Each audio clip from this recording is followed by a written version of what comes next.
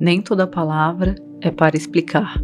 Algumas existem para fazer pensar. Eu sou Ana Matos, psicanalista e filósofa. Esse espaço é para quem já entendeu que se conhecer não é confortável, mas é necessário. Enquanto você escuta, perceba o que acontece aí dentro. Não é sobre ser feminino ou masculino, é sobre ser humano. Existe um cansaço orbitando aqui, aí, ali. Um cansaço de brigar por categorias, de defender lados, de reduzir pessoas a rótulos antes mesmo de ouvi-las. E talvez a pergunta que quase ninguém esteja fazendo seja a mais simples de todas. Quando foi que ser humano deixou de ser suficiente? Durante séculos, organizamos o mundo a partir de uma divisão que parecia natural. Homem de um lado, mulher do outro. Masculino como razão, força, liderança. Feminino como emoção, cuidado, acolhimento. Isso não surgiu do nada. Foi consolidado historicamente, sustentado por estruturas de poder, por sistemas econômicos e por discursos religiosos e científicos. Simone de Beauvoir já falava que a mulher foi construída como outro, não como sujeito universal. Silvia Federici, uma filósofa, assim como a Simone de Beauvoir, mostrou como o controle do corpo feminino foi peça estratégica na formação do capitalismo moderno. Margaret Mead, que foi uma das mais influentes e reconhecidas antropólogas culturais americanas do século XX, pioneira ao questionar a universalidade dos papéis de gênero e ao estudar como a cultura molda a personalidade humana, demonstrou que aquilo que chamamos de traço masculino ou feminino muda radicalmente de cultura para cultura. Ou seja, muito do que tratamos como essência é construção. Mas aqui começa o desconforto contemporâneo. Hoje, a crítica às estruturas patriarcais é absolutamente necessária. Negar desigualdades históricas é desonesto, mas, ao mesmo tempo, vemos o debate se transformar em guerra permanente de identidades. De um lado, quem insiste que gênero é destino biológico imutável, como se cromossomos determinassem caráter, vocação, sensibilidade.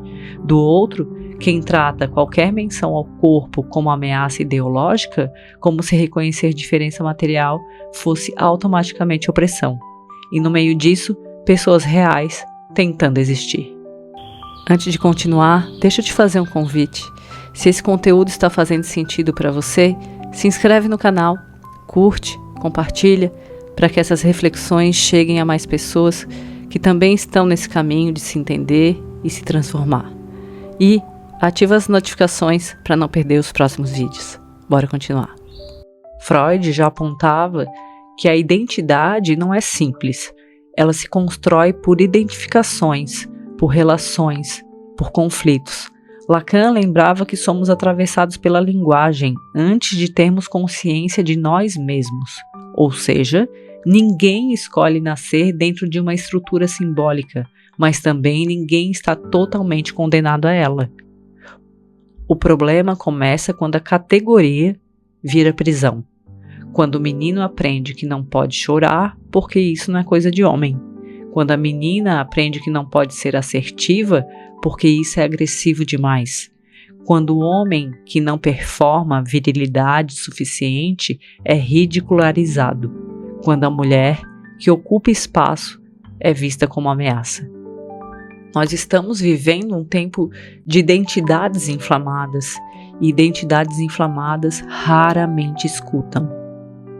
Jean-Paul Sartre dizia que a existência precede a essência.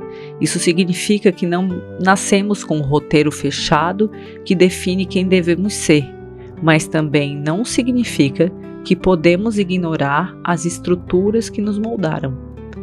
A pergunta não é se gênero existe ou não existe. A pergunta é: ele está servindo a vida ou está limitando a vida? Porque quando alguém precisa amputar parte de si para caber numa definição, seja ela tradicional ou progressista, algo está errado. Talvez estejamos nos perdendo quando transformamos experiências humanas complexas em slogans. Quando a dor vira estatística, quando a identidade vira produto, quando a discussão deixa de ser sobre ampliar a humanidade e passa a ser sobre vencer disputa simbólica. Ser humano é contraditório, é ambíguo, é atravessado por biologia e cultura ao mesmo tempo. É corpo e linguagem, é história e escolha. Mas não cabe inteiro em nenhuma bandeira, em nenhuma categoria. Talvez a maturidade que nos falta não seja abolir categorias nem defendê-las cegamente, mas suportar a tensão entre diferença e igualdade, sem reduzir o outro à caricatura.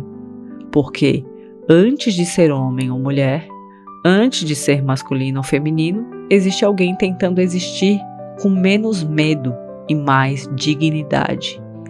E isso deveria ser o centro de tudo. Se a discussão sobre gênero nos faz esquecer do humano, estamos defendendo ideias e abandonando pessoas. Talvez o verdadeiro avanço não seja radicalizar posições, mas radicalizar a escuta. Eu sou Ana Matos e até o próximo encontro.